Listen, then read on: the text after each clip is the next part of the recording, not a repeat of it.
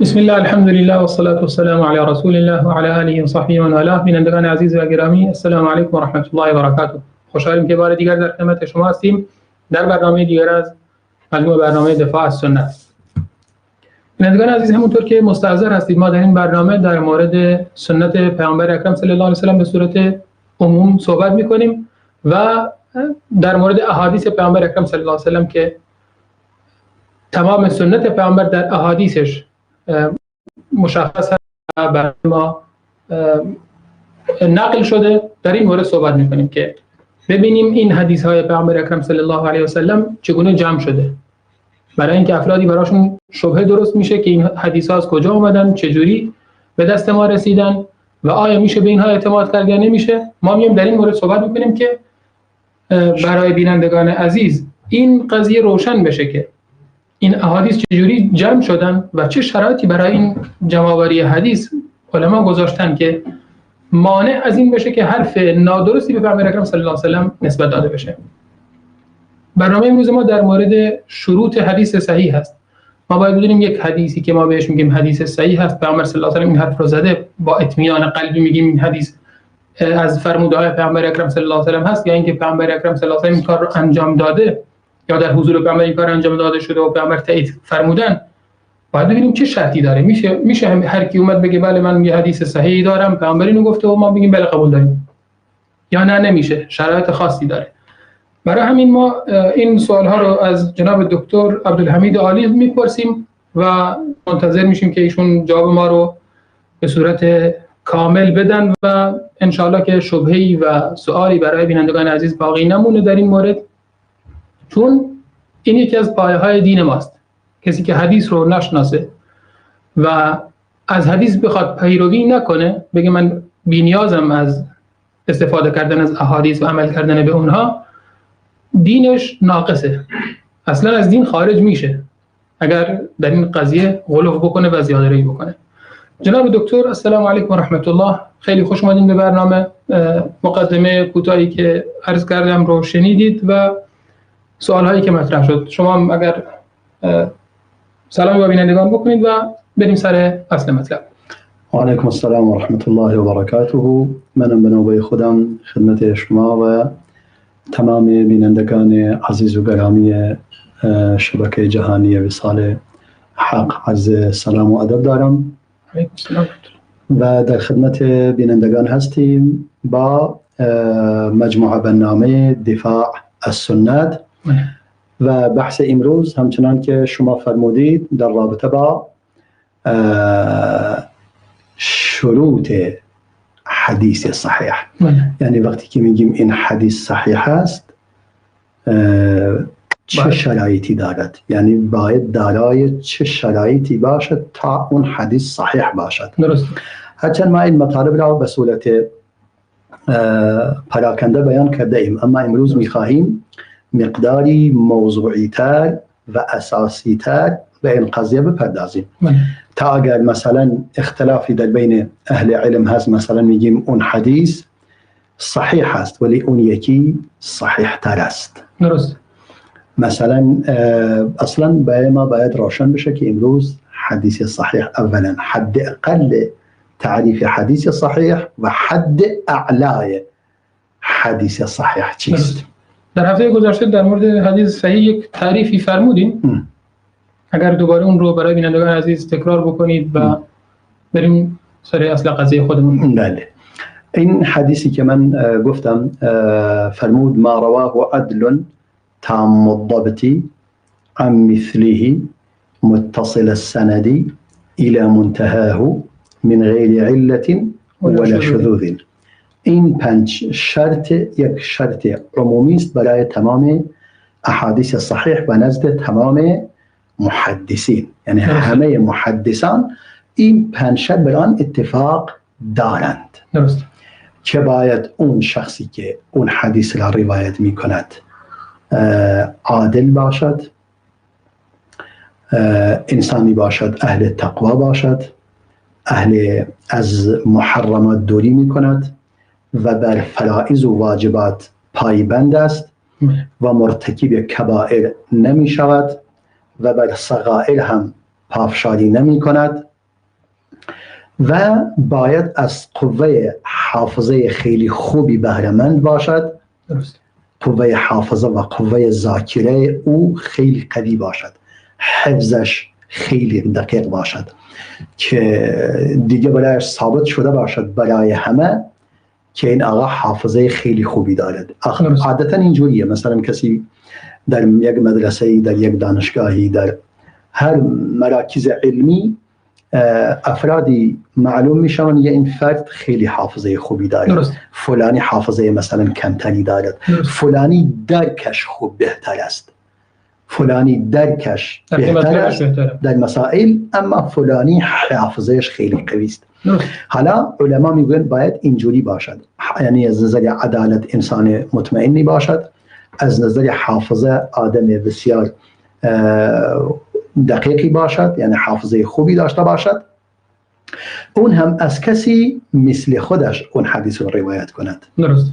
مثلا امام بخاری از شیخ خود که روایت میکنند، مثلا ابن المدینی هم همچنین است.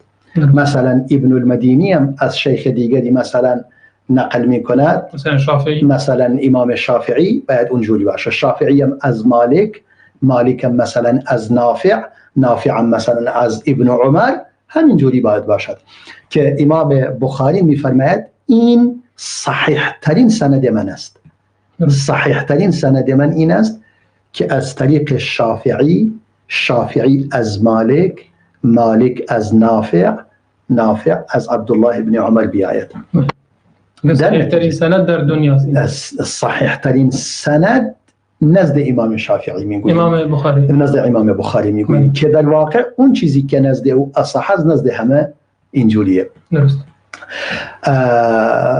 در نتیجه باید اون حدیث از کسی مثل خودش، این سه تا شرطش. شرط چهارم من غیر علت ولا شذوذ. علت یعنی هیچ سبب پنهان، یعنی علت پنهان دیگری در حدیث نباشد. علت ظاهری همه میدونن، عادل باشد و حافظهش خوبی داشته باشد و در ظاهر متصل باشد، این همه میتونن تشخیص بدن.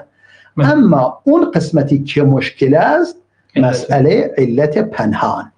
علت پنهانی وجود دارد.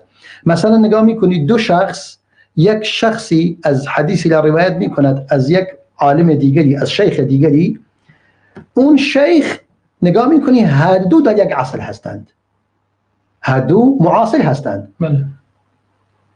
در ظاهر پس میگی این هیچ مشکلی نداره این حدیث، ولی بعداً وقتی که دقت میکنی این دو شخص درست معاصر هستند ولی هرگز هم دیگر را ندیدن. درست. در نتیجه اینجا علت خفی مشخص میشود. نه از اون این است که میگن و امام ابن حجر و اهل علم میگوین مهمترین قسم علوم حدیث این قسمت است، علت یابی است که ما مطالبی را بیان کردیم در هفته گذشته، به نظرم نیاز نیست تکرار کنم. درسته. در مورد زرگر و بقیه. الان در اینجا بعدا میگه ولا شذوذ، نباید شاذ باشد. یعنی چی شاذ؟ یعنی شما نگاه میکنی دو تا یک حدیثی هست از طریق یک شیخی، یک راوی روایت شده، همون حدیث راوی دیگری اون را روایت کرده از او قوی تر است، ولی این با او تضاد دارد، یعنی با هم جمع نمیشن. درست، قابل جمع نیست. این میگیم شاذ، با وجود اینکه این راوی انسانی است عادل و انسان است حافظهش خیلی خوب هست، مورد اطمینان است، یعنی اهل متهم نیست، اما در اینجا نگاه میکنیم با قوی تر از خودش مخالفت دارد.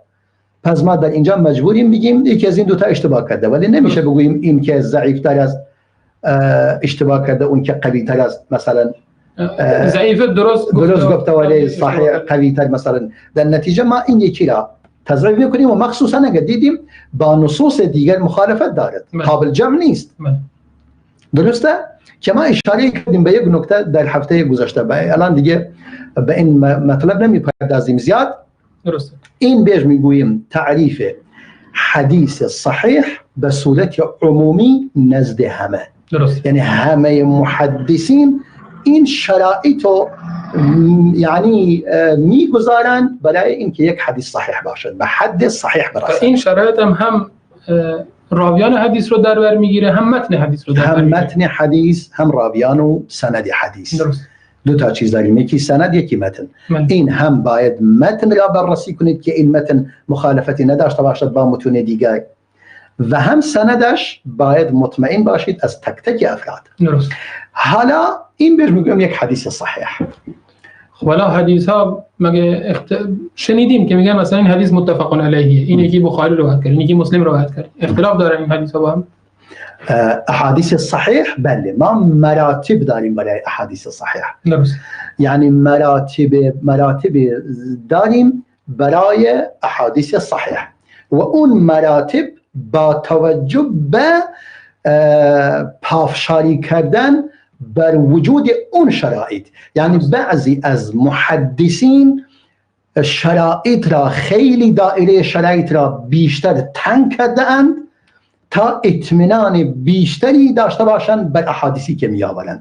به عنوان مثال امام بخاری و امام مسلم از اینا هستند که خیلی تلاش کرده‌اند اون شرایط را خیلی دقیق‌تر بیان کنند، به گونه‌ای که دیگه مطمئن باشن که 100% این حدیث صحیح است.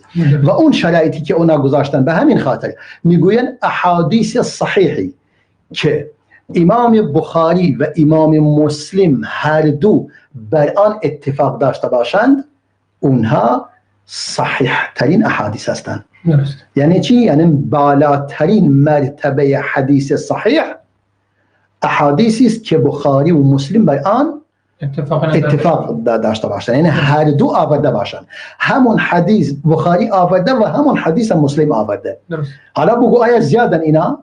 بله، 2000 حدیث وجود دارد که امام بخاری و امام مسلم بر آن اتفاق نظر دارند.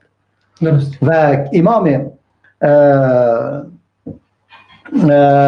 لؤلؤ و مرجان، امام کتابی به اسم اللؤلؤ و المرجان که در فيما اتفق علیه الشیخان، یعنی فقط احادیثی را آورده که بخاری و مسلم بر آن اتفاق دارند، که اسم فؤاد عبدالباقی، شیخ فؤاد عبدالباقی مصری، این کتاب را در احادیث متفق علیه بخاری و مسلم جمع آوری کرده است. 2000 حدیث متفق علیه هستند و پس اونها قوی ترین مراتب صحت دارند، چون هم شرایط بخاری را دارد، هم شرایط مسلم را دارد. درست. و اینا دیگه قوی تر هستند به اتفاق امت اسلامی. یعنی از دو تا فیلتر خیلی ریز عبور کرده واقعا.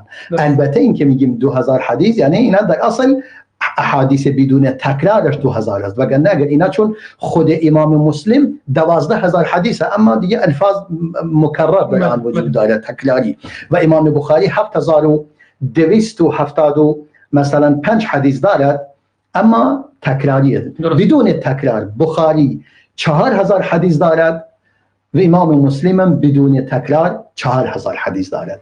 از این 4000 حدیث 2000 حدیثش که با هم متفق هستند. درست. و 2000 حدیث به مسلم دارد به تنهایی روایت که مسلم دارد، در بخاری نیست، و بخاری 2000 دارد که خود در بخاری هست، مسلم نیاورده است.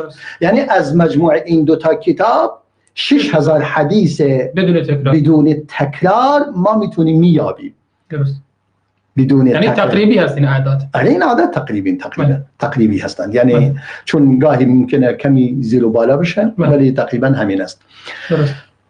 در نتیجه مراتب حدیث صحیح اینجوریه، اون شرایطی که بخاری گذاشته و حدیثی که از فیلتر بخاری میگذارد خیلی یعنی درجه بالایی دارد. البته ما یک اشتباهی نکنن مردم بگوین چرا مگر حدیث متواتر بالاتر نیست؟ چرا حدیث متواتر؟ ما دو تا نوع حدیث داریم، حدیث متواتر و حدیث آحاد. یعنی اون احادیثی که شرایط تواتر نداشته باشد میگن آحاد. این اصطلاح هست. احادیثی که به حد تواتر رسیده باشد، یعنی عدد بسیار زیادی اون حدیث را روایت کردن از راویان، اونا متواتر هستند. حالا این متواترها هم در بخاری هست، هم در مسلم، هم در باقی سایر کتب وجود دارد. ما در اینجا بحث متواتر نمی کنیم، متواتر کسی در مورد آن حرفی ندارد که این دیگه مثل قرآن جای شک نیست، هیچی. میمونه حدیث ما در مورد آحاد رو میکنیم که آحاد صحیح بر آن اطلاق می شود، حدیث صحیح و حدیث حسن و حدیث ضعیف. حالا همون حدیث مراتب حدیث صحیح 7 مرتبه دارد، یعنی 7 مرتبه داریم برای حدیث صحیح. مرتبه اول احادیثی است که بخاری و مسلم بر آن اتفاق نظر دارند. مرتبه دوم احادیثی است که بخاری آورده و مسلم نیاورده. مراتب سوم احادیثی است که مسلم آورده بخاری نیاورده. مرتبه چهارم احادیثی است که شروط بخاری و مسلم در آن هست اما در خود صحیح بخاری مسلم نیاورده، اما همون شروطی که آنان در نظر گرفته‌اند در اون حدیث وجود دارد. این هم میشه مرتبه چهارم که امام حاکم احادیث بسیار زیادی نزدیک 7000 و چیزی احادیث جمع‌آوری کرده، میگوید اینا احادیثی هستند که شرایط بخاری و مسلم دارند. اما در واقع بقیه اهل علم که نگاه کرده اند نه، نزدیک به 2000 حدیثش بله شرایط بخاری و مسلم دارند. پس اون 2000 حدیث دیگری که در مستدرک حاکم وجود داشته باشد یا در غیر مستدرک حاکم، مثلا در مسند احمد بن حنبل، مسند احمد بن حنبل هم احادیثی دارد در حد حدیث بخاری و مسلم. موطأ امام مالک کلا حدیثهایش در طراز بخاری و مسلم هستند. موطأ امام مالک یعنی اونایی که صحیح باشند، احادیثی که صحیح باشد در موطأ امام مالک با سند متصل آورده. آخر احادیثی داره بدون سند متصل نیستن. اونایی که شرایط صحت دارد در حد بخاری و مسلم است. اونم در نتیجه مرتبه اول اونه که بخاری و مسلم روایت کردن، مرتبه دوم اون است که فقط بخاری آورده مسلم نیاورده، مرتبه سوم اون است که مسلم آورده بخاری نیاورده، مرتبه چهارم اون احادیثی است که شرایط بخاری و مسلم در آن هست و در بخاری و مسلم نیومده اما شرایط اون احادیث دارد. مرتبه پنجم احادیثی است که شروط بخاری دارد و بر اساس شروط بخاری آمده باشد. مرتبه ششم احادیثی است که بر اساس شروط مسلم در آن باشد، شروط بخاری در آن نیست دیگه. و مرتبه هفتم دیگر کتب حدیث که صحیح باشد، مانند مثلا ابو داود و ترمذی و نسائی و ابن ماجه که اون شروط بخاری و مسلم در آن نباشد. این دیگر احادیث صحیح مرتبه هفتم هستند.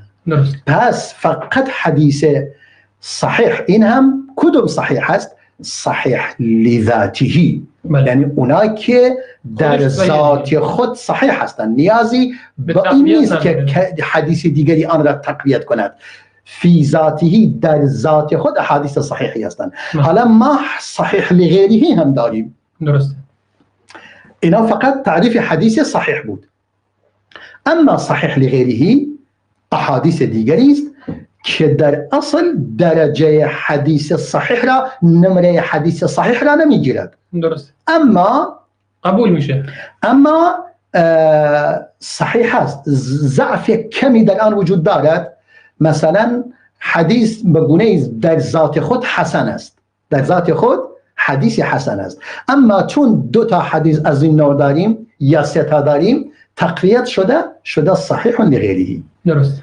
یعنی حدیث حسن با تعدد طرق که 2 تا حدیث در یک مسئله در یک مورد باشند یا حدیثی 2 طریق داشته باشد ولی هر 2 طریق در حد حسن باشد. حسن یعنی چی؟ یعنی همون شرایط صحیح داشته باشد اما حداقل یک راوی در آن مثلا حافظهش یک کمی کمتر باشد، در حد اعلا نباشد. عدالت باید در جای خود باشد. عدالت جای قابل تغییر نیست، باید عدالت باشد. اما حافظه مثلا اگر اونا 100% آقا این 90% است یا 95% است، ولی اگر 2 تا حدیث در یک زمینه اومدن هر دو در حد 90% یا 95% بودن دیگه میشه حدیث صحیح. حسن میشه در ذات خود حسن هستند، با هم که جمع میشن میشه صحیح لغیره. شما دقت کن علما چه زحمت هایی کشیدند. حالا ما هنوز نرسیده این، بیاییم حالا بگویید خیلی خوب بخاری و مسلم چرا از دیگران قوی تر هستند؟ این چرا باید روشن بشه. این رو بعد از دیدن یک من برنامه انشاءالله بعد از یک میان برنامه در خدمتتون خواهیم بود. بله. ولی واقعا چیزی که شما میفرمایید در مورد زحمتی که علما کشیدن و تحقیق و تفحصی که در مورد رجال کردن این انسان ها، در مورد احادیث، در مورد متنش، واقعا کار انسان های عادی نیست اصلا. یعنی کاری است که واقعا طاقت فرسا، واقعا در حد اعلا، توان بسیار زیادی میخواد، علم بسیار زیادی میخواد. یعنی من الان افسوس میخورم، حسرت میخورم برای کسایی که کل زندگیشون رو، یعنی یا قسمت زیادی از زندگیشون رو صرف میکنن یا صرف کردن در نمیدونم دنبال حرفای عجیب غریبی میگردن، قرآن رو ورق میزنن، هی دنبال چیزی بگردن، یه سری یه رازی ازش در بیارن، دیگه نمیان به این احادیثی که علمای امت قرنها، هزاران عالم تلاش کردن این رو تحقیق و تفحص کردن، این رو یعنی سره رو از ناصر جدا کردن، مسئله رو مثل غذای آماده جلوی ما گذاشتن، نمیان از این استفاده بکنن، میان کلی وقت خودشون رو صرف میکنن در مسائلی که متاسفانه به نتیجه مطلوب هم نمیرسن. اگر میوادن از این مسائل، از این احادیث گوهربار پیامبر اکرم صلی الله علیه و سلم استفاده میکردن، میوادن یعنی وقت خودشون رو صرف احادیث پیامبر میکردن، واقعا به نتیجه مطلوب میرسیدن و امت اسلام هم دچار این همه چند دستگی و تفرقه نمیشد. برای این گونه افراد من زیاد حسرت میخورم واقعا. من نکته به یاد من آوردی، یعنی من اصلا میگویم این افرادی که پروردگار برای این احادیث گماشته واقعا افرادی بوده اند، هرچی نگاه میکنید همه این کارهایی که کردن اگر میگیم اینا اهل کرامت بودند، واقعا اهل کرامت هستند. امام احمد در مورد اون کسانی که پیامبر میفرماید صلی الله علیه و سلم همواره در میان امت من جماعتی خواهند بود، بر حق پایدار خواهند بود، میفرماید اگر اهل حدیث نباشند من نمیدونم که ها هستند. یعنی اگر اهل حدیث اینا نباشند دیگه چه کسی هست؟ یعنی اون کسی که نصف دین را حفظ کرده اهل حدیث بودند. نصف دین، نصف دینش قرآن است، اون نصف دیگرش حدیث است. درست. این نصف دین که به وسیله این علما حفظ نمیشد، چگونه باید حفظ میشد؟ درست. اینا خیلی مطلب مهمه. یعنی واقعا این کاری که اینا انجام دادن کاری است که امروز در عصر تکنولوژی و در عصر کامپیوتر و در عصر امروز یعنی برای ما مقدور نیست این کار، نه برای ما. یعنی من اگر بگویم یک عالم از اونا یکی فقط بخاری، الان تمام کره زمین همه علمای این امت را به اندازه امام بخاری علم نداشته. همه علمای این امتی که الان ما توش هستیم که 1 میلیارد و چند میلیون مسلمان وجود دارد، همشون به اندازه امام بخاری علم نداشتن. درسته. سبحان الله. بینندگان عزیز یک بیان برنامه بینیم و خدمتتون برمیگردیم. جناب دکتر با ما باشید و بینندگان عزیز هم با ما باشند.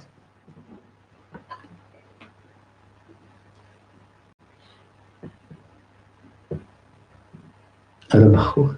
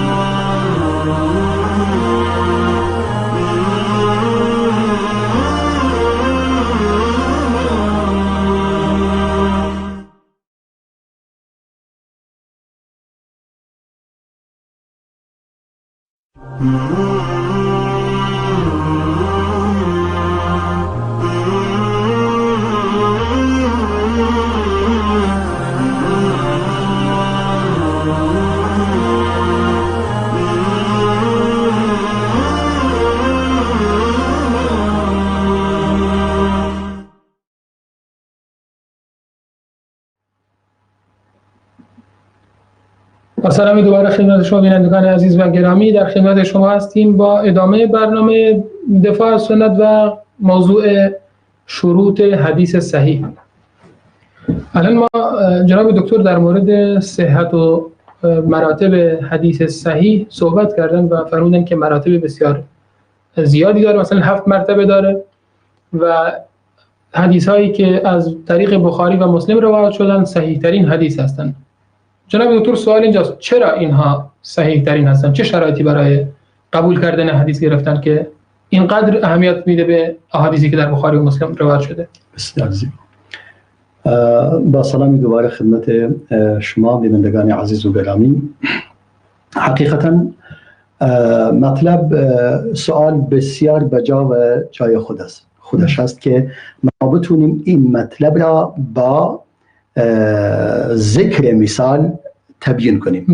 وگرنه ما که گفتیم اون شرایطی که گفتن همون شرایط است که مثلا باید اون راوی باید سندش با سند متصل باشد، باید راوی مسلمان باشد، صادق باشد، اهل دروغ و کلک نباشد و کسی نباشد حتی تغییر کرده باشد در آخر عمرش یا مثلا به خاطر پیری یا چیزی ذهنش تغییر کرده باشد و دارای صفت عدالت باشد که گفتیم، باید حافظ باشد، ذهن سالمی داشته باشد، قلیل الوهم باشد، کم دچار اشتباه و اینا بشود، دچار غفلت و اینا بشود و بعدا گفته سلیم الاعتقاد باید باشد.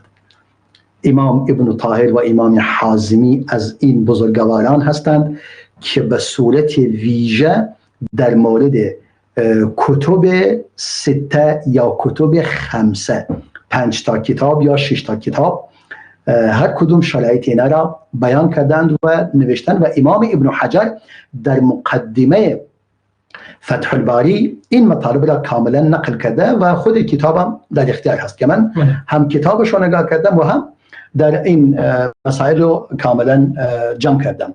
حالا امام ابن طاهر یا امام حازمی برای ما بیان میکند، میگه مثلا به عنوان مثال ما باید یک مثالی را ذکر کنیم تا روشن شود که چرا احادیث اونا صحیح دارند.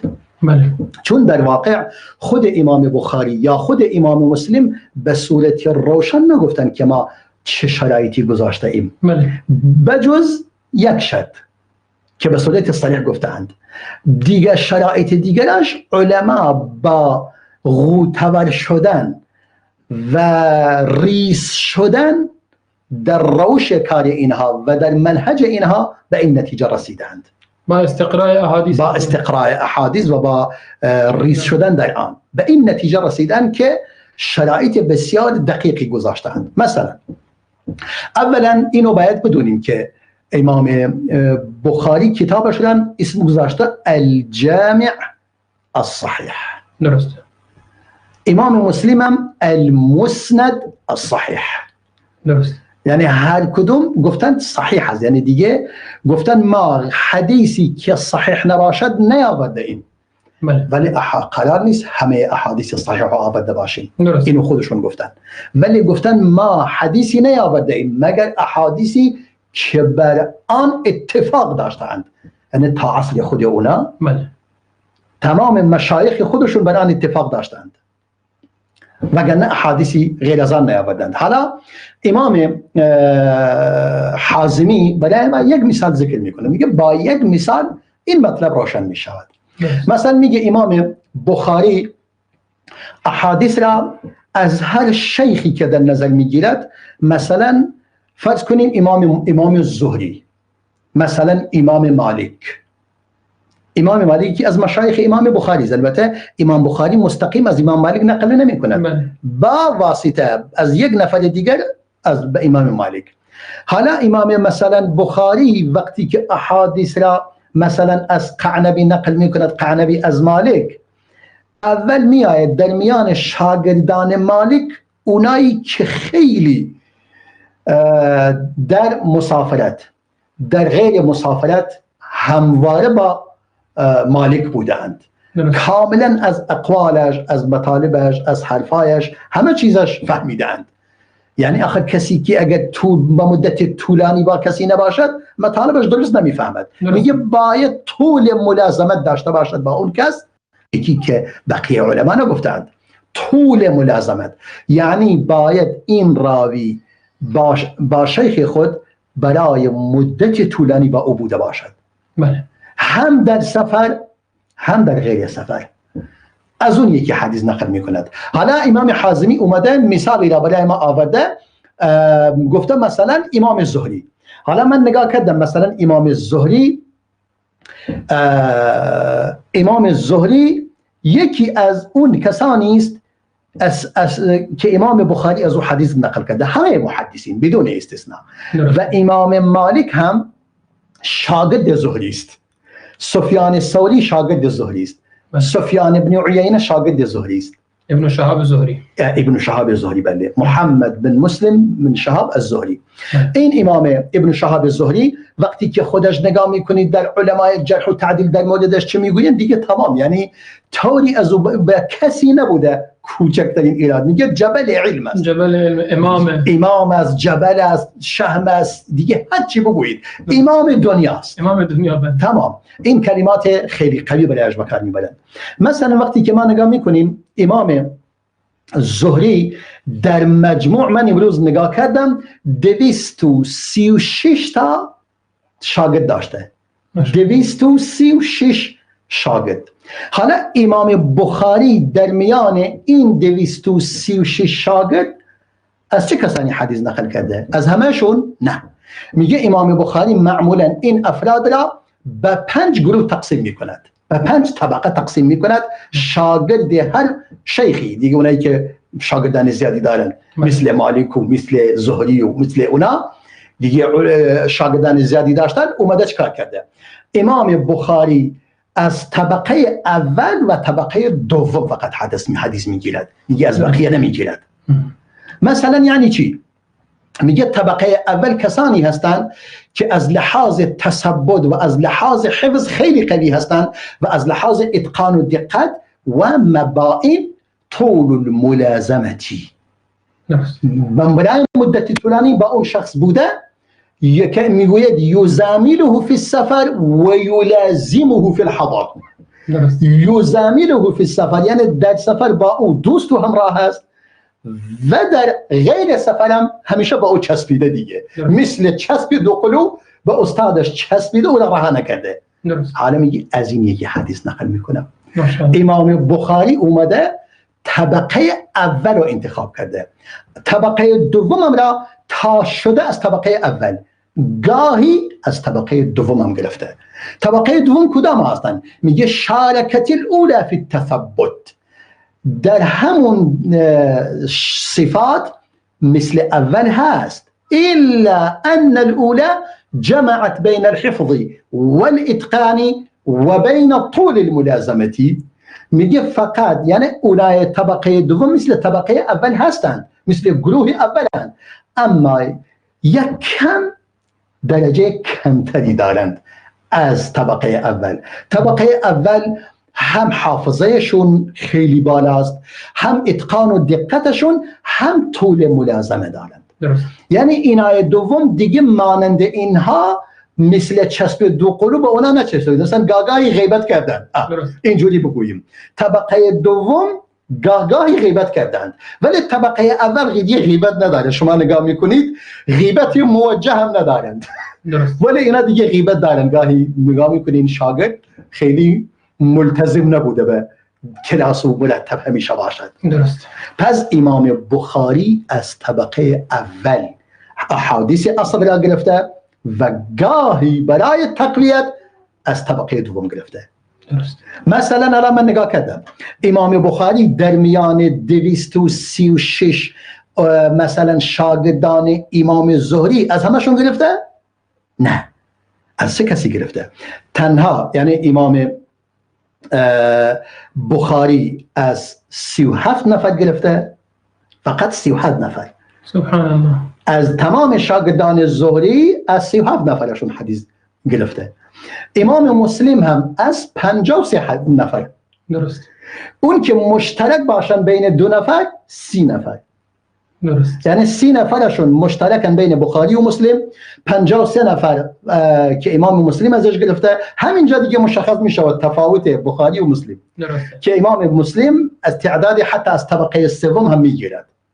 بله. امام مسلم از طبقه سوم هم میگیرد. از طبقه سوم میگیرد. آفرین. امام مسلم از طبقه اول و دوم اصل میگیرد و در طبقه سوم برای تقویت مثلا حدیث اصل میگیرد که مجموعاً 90 نفر میشن. یعنی امام بخاری و مسلم با هم از 90 تا از شاگردان امام زهری حدیث روایت کرده اند. مجموع این 37 و 53 میشن 90 تا. بله. متوجه هستی؟ یعنی مجموع شاگردانش چند تا شد؟ 236 نفر بودن. بله. از این 236 نفر مجموعاً امام بخاری و امام مسلم با هم از چند تا گرفتن؟ از 90 نفر حدیث گرفتند. فکر میکنم کمتر میشه. نه کمتر نمیشه. 53 و 37 میشه 90. آخه 30 نفر مشترک. نه 30 نفر با هم جزء همونه هستن دیگه. اون 30 نفر جزء اونا هستن. یعنی امام مسلم 53 تا استفاده کرده، امام بخاری هم از 37 نفر. از 37 راوی فقط حدیث روایت کرده. بله. یعنی شما فرمودین که 30 نفر مشترکن. بله. حالا دیگه امام بخاری میشه 7 تا فقط. 7 تا اضافه داره بر اون 53 میشه 60 نفر. نه اضافه نداره بر اون، چون اون 30 نفر اون 37 نفری که او داره و اون 53 نفر با هم فقط همینا هستن. تمام شد رفت.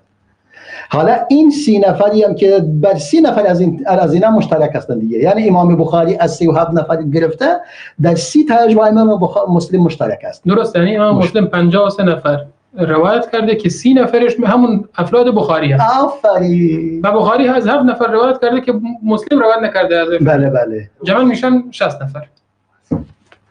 جمع میشن 60 نفر. 60 نفر. بله. پس اون 30 نفر که ما اینجا گفتیم من این اشتباه بوده. اون 3 نفر مشترک هم رو حساب کردیم. بله.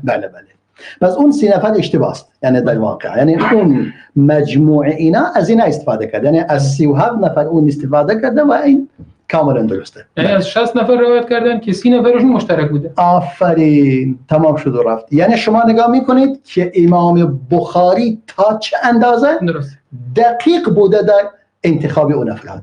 یعنی حتی به انتخاب امام مسلم هم راضی نبوده. بله. یعنی مثلا حالا شما بگو مثلا امام بخاری مگه چند تا راوی از چند راوی حدیث روایت کرده؟ از 1525 راوی. یعنی در صحیح بخاری کل صحیح بخاری از طریق این 1500 نفر اومد. 1525 نفر. درست.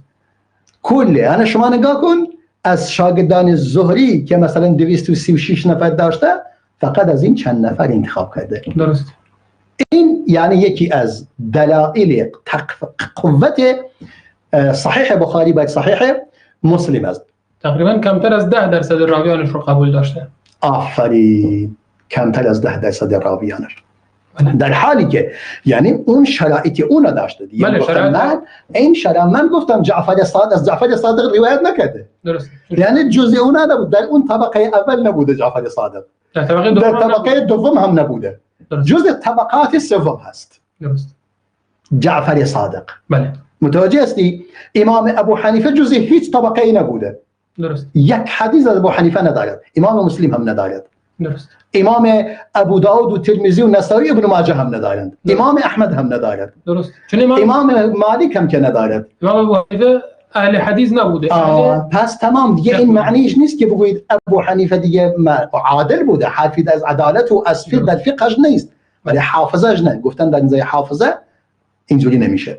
در نتیجه شما نگاه میکنید اینجوری بوده امام بخاری و این دقت رو به خرج داده تا افراد احادیثی را انتخاب کند و افرادی را انتخاب کند که مورد اطمینان باشند. درسته.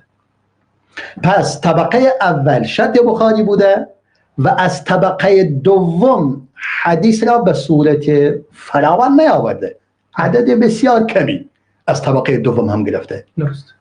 گفته باید از کسانی حدیث را بگیرم که به مدت طولانی به شاگردش به استادشون چسبیدن و خوب مطلب او را فهمیدن، درک کردن.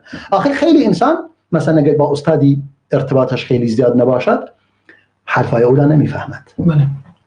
مثل دانشگاه امروزی همینجوریه، میره سر کلاس، استاد هفته 2 جلسه باشون درس داره 1 ساعت. این که نمیشه شاگرد ملازم. میگه ملازم نیستی. نه خیلی ملازم نیست، ولی شاگردایی هستن که هر استادایی هستن هر روز استاد هر روز کلاس داره با اونا. و طلبه‌ای هم هستن که همیشه پیش استاد میرن، سوال میکنن، وقت‌های اضافه حتی خارج از محیط دانشگاه میرن خونه بله. این اینجوری بوده دیگه اینا. این افراد. حالا این نکته خیلی مهمی است که امام یعنی تفاوت حتی امام بخاری و امام مسلم در این زمینه کاملا هویدا و واضح و روشن است. درسته. و این بود که مطالب بسیار زیاد دیگری در این زمینه وجود دارد که سبب می شود مثلا تمام امت اسلامی بدون استثناء بر صحیح بودن، یعنی این دوتا کتاب را به قبول کردن، یعنی مثل این که پذیرفتن این دوتا کتاب به عنوان بهترین کتاب. حالا کسی میگوید خیلی خوب، مگر امام دارقطنی نیومده از احادیثی در صحیح بخاری ایراد گرفته؟ درست. یعنی امام بخاری در احادیث، یعنی در تعدادی از راویان امام بخاری ایراد گرفته، گفته اینا از اون در اون حد نیستن که خودت گفتی. درست. حالا جواب این چی میشه؟ جوابش این است که امام بخاری اون افرادی که گفتن در اون رده نیستن، اونا همه صحیح هستن، به قول امام ابن حجر همه در حد اعلا هستن، همه در حد صحیح هستن، تمام شرایط صحت رو دارن، اما شرایط امام بخاری رو ندارن. گفتن یعنی اونا گفتن اینا اینو ندارن. درست. جواب علما اینه، میگه آقا اون افرادی که تقریبا 80 نفر هستن در مجموع اون افرادی که اینا گفتن این 80 نفر خارج این چی هستن. حالا اینم را بگویم، مجموع راویانی که از امام بخاری ازش ایراد گرفتند و نقد به او گرفتند 80 نفر هستند. اما آنایی که در صحیح در امام مسلم هستند 130 نفر هستند. 130 نفر درست. از راویان امام مسلم هم ایراد گرفتند. حالا در اینجا هم دیگه مشخص میشه وقتی که امام بخاری تنها 80 نفرش گفتن، نقد وارد کردن که این جزء اون شرایطی که خودت گذاشتی نیست. این دلیل به این است که این قوی‌تر از مسلم است. صحیح مسلم است. حالا جواب این قضیه چی بوده؟ میگه آقا این اکثر اون افراد کسانی بودند که امام بخاری مستقیما استاد خود امام بخاری بودند، نه مال کسی دیگر. یعنی شیخ خود بخاری بودند این افراد. و این افراد امام بخاری که شیخای خودش رو خوب میشناسند و اولا از اون افرادم احادیث زیادی نقل نکرده، خیلی کم از اونا روایت کرده. یعنی چی؟ یعنی اومده اونا را انتخاب کرده، انتخابی، یعنی حدیثشون رو هم انتخاب کرده. حدیثشون رو انتخاب کرده، هر حدیثی از اونا روایت نکرده، احادیث معدودی از اونا گرفته، چون یقین داشته که در اینجا هیچ اشکالی در اونا وجود نداره. درست. به همین خاطر میگوین دیگه کسی نمیتونه. میگه گاهی امام ذهبی میگوید در مورد مثلا یکی از رجال حدیث، میگه اگر این هیبت امام بخاری نبود میگفتم این حدیث ضعیف است، ولی هیبت بخاری اجازه نمیده. یعنی هیبت علمیش درست. امام بخاری که اینجا نیست که او را بزند یا با او برخوردی بکند. یعنی هیبت علمی بخاری اجازه به من نمیدهد که بتوانم با او از او ایراد بگیرم. امام ذهبی دیگه، امام ذهبی خودش یک محدث بسیار زبردستی است در رجال حدیث، در رجال شناسی و حدیث شناسی، و چندین کتاب مثلا دارد در علم سیر اعلام النبلاء دارد، تهذیب التهذیب دارد، امام حاکم رو هم تحقیق کرده، مسند است، تمام احادیث مستدرک حاکم را آمده کلا بررسیش کرده. تعداد احادیث صحیحی که بر شرایط بخاری و مسلم دارد تبیین کرده، احادیثی که در شرط بخاری و مسلم نیستن یا شرط بخاری مشخص کرده، شرط مسلم مشخص کرده، اونایی که به شرط هیچ کدوم نیست گفته کدوم صحیح است، و اونایی که موضوع و جعلین بیان کرده نزدیک 100 تا حدیث را جمع کرده گفته اینا موضوع هستن. 100 حدیث، بقیهش دیگه 7000 و چیزی 100 حدیث گفته اینا موضوعا. بقیه احادیث ضعیفی در آن وجود دارد، یک سومش هم ضعیف است، بقیه صحیح است. تمام شد و رفت. حالا این امام ذهبی اینجوری میگه، یعنی منزلت امام بخاری، منزلت علمی و جایگاه علمیش به گونه‌ای بوده که دیگه همه در برابرش تسلیم شدن. اما امام دارقطنی نیومده بگوید آقا این حدیث‌های شما ضعیف هستند، گفته این رجالی که شما آوردی در اون رده بالا نیستن که خودت شرط کردی. اینو گفته. جوابش این بوده که این استاد خودش بودن و احادیث کمی از اونا گرفته و استادان خودش را شناخته، دونسته کدوم یکی از این مطالبش در آن به خطا رفته یا خطایی در آن احتمال وجود داشته باشه، به همین خاطر واضح شده و روشنش کرده. و این شرایط است که واقعا امام بخاری را اون جایگاه والا را به امام بخاری داده. فرصتی ما وقت داریم. الحمدلله 5 دقیقه وقت داریم بسیار پایان برنامه. بسیار عالیه. پس با این وضعیت مثلا ما میگوییم میاییم مطالبی را از این حتی میگه امام بخاری و اکثر ما یخرج البخاری حدیث الطبقه الثانیه تعلیقا. یعنی بیشتر اون احادیثی که از طبقه دوم هم میگیرد احادیثی اصلا نیستن، اصلا احادیثی هستن به صورت معلق می آورد، به صورت تعلیق. یعنی احادیثی اصل که میگه المسند الجامع المسند الصحیح، اسم کتابش اینجوریه، الجامع المسند الصحیح. وقتی که اسمش اینجوری گذاشته یعنی اصلا کاری به معلقات ندارد. یعنی اگر حدیثی در صحیح بخاری باشد سند معلق به سندی گفته می شود که متصل نباشد. گاهی امام بخاری احادیثی را می آورد به سند معلق، بعدن اون حدیث در جای دیگر به سند متصل می آورد، این دیگه مشکلی ندارد. یا گاهی اون حدیث را به گونه آورده که اون حدیث هایی که به صورت معلق هستن اینا دیگه مثل بقیه حدیث هستن، چون اون شرطی که امام بخاری گذاشته میگه من اون یعنی تضمینی که کرده برای صحت احادیثش برای که مسند هست، برای اونایی که مسند. اینجا مسند منظور متصل هستند، دارای سند هستند. اون حدیث معلق بدون سند یا سندش یکی از ابتدای سند حذف کرده یا اینجوری، اینا دیگه اون تضمین صحتش رو نکرده، تضمین صحتی اونا را نکرده، در نتیجه از طبقه دوم هم از اون افراد گرفته. اما الرابع والخامس فلا يعرجان عليهما. میگه دیگه امام بخاری و امام مسلم هم از طبقه چهارم و پنجم هیچ حدیثی نگرفتند، هیچ کدومشون، نه امام بخاری نه امام مسلم، از شاگردان هر کدوم از مشایخ. این 5 طبقه همشون صحیح هم، همه دیگه در طبقه 4 و 5 حتما افراد ضعیف توش هستند. امکان نداره شما بگویید تمام راویانی که از امام زهری روایت کردن 236 نفر همه ثقه باشند از هر لحاظ. ممکنه در میان اونا افراد ضعیفی هست وجود داره. به همین خاطر گفتم مثلا افرادی هستن که افرادی در میان آنان هست که مثلا ضعف دارن، ضعیف هستن. درست.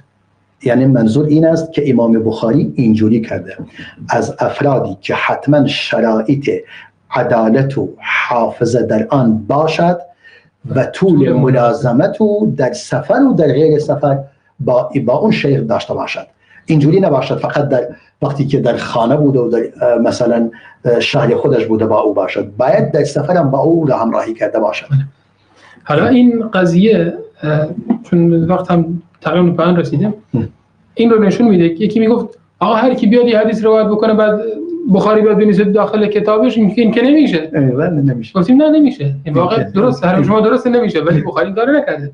میبینیم که حتی از انسان‌های صحیح هم روایت نکرده مگر اینکه طول ملازمت داشته باشن با شیخ. یک نکته دیگر مونده که بیان. بله بفرمایید.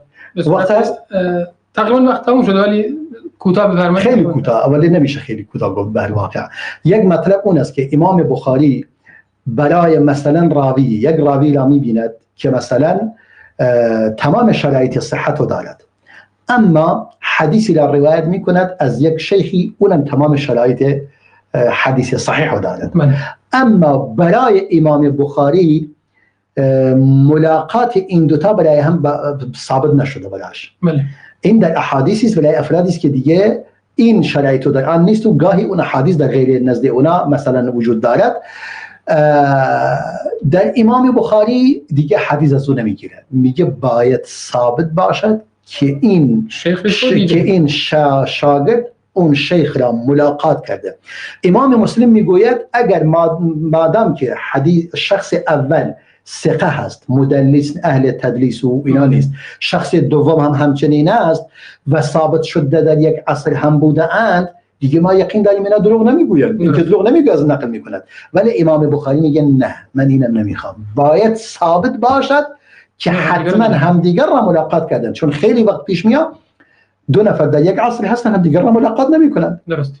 ما الان در این وضعیت امروزی چندین نفر وجود دارد حتی در شهر خودمون که او را ملاقات نکرده ایم. درست. حتی تلفنی هم باهاش صحبت نکرده ایم. این که امر طبیعی است. خیلی از علما، از عالمان دینی مثلا عالمان هستن، ما نمیتونیم. پس این دلیل نیست. ولی امام بخاری این نکته دقت را در آن انجام داده. ولی امام مسلم و جمهور علما، نه تنها او، بقیه علما غیر از امام بخاری و تعداد بسیار کمی از علما این شرط رو گذاشتن و نگفتن خیلی خوب این ثقه هست اونم ثقه هست، هر دو در یک عصر بوده اند و امکان ملاقات وجود دارد. امکان ملاقات وجود دارد. وقتی طرف هم میگه من شنیدم یقین دارد که یه شک در آن نمیکند. ولی امام بخاری به اینم بسنده نمیکند. میگه فقط بگه من شنیدم کافی نیست و امکان ملاقات کافی نیست، باید ثابت شود که او را ملاقات کرده. درست. این هم به نظرم به عنوان آخرین شرط گفته بشه تا ثابت شود که حدیث صحیحی که امام بخاری مد نظرش است در چه حدی است. درست. جزاکم الله خیر جناب دکتر. خیلی ازتون تشکر میکنیم و الله متعال رو در میزان حسناتتون قرار بده. بینندگان عزیز و گرامی، به پایان برنامه رسیدیم. از شما بزرگواران و جناب دکتر خداحافظی میکنم و ازتون تشکر میکنم که ما بودید. تا دیدار دیگر شما رو به الله متعال میسپارم. السلام علیکم و رحمت الله و برکاته. و علیکم السلام و رحمت الله و برکاته.